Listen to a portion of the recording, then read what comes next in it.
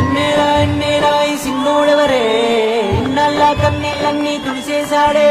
తెల్లాని నవ్వులు నువ్వే సల్లని వాడే తెల్లారా గట్లా ఎలుగై ఉదయించాడే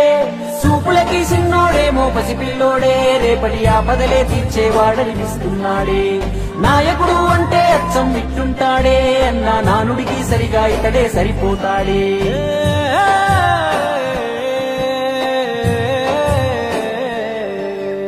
మా అయ్య రాజన్న బిడ్డ అన్న చూస్తాడు మా మంచి చెడ్డ గర్వించే మా తెలుగు గడ్డ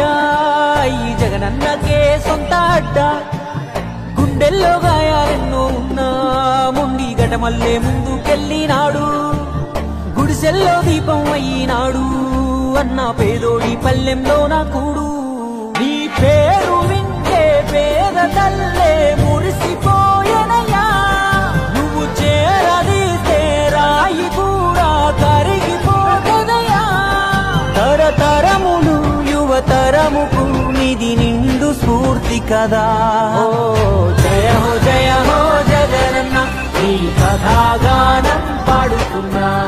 జరిగినది మన కళ్ళ ముందే ఇది కవుల కల్పన కాదురన్నా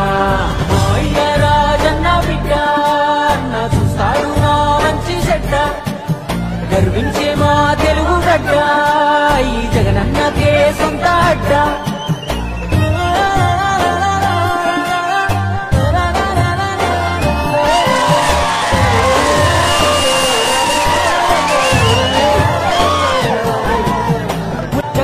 జన్మించాడు యువరాజుగా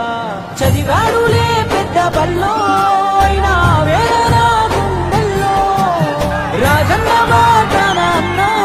అడుగులేశాడు రాజకీయంలో మట్టి గాథలు రైతు బాధలు అన్ని చూసే రాజన్నతో ముఖ్యమంత్రిగా తండ్రి చేసిన ప్రగతి ప్రేరణతో జనములో దినదినముగా తను ఎదుగు సమయములో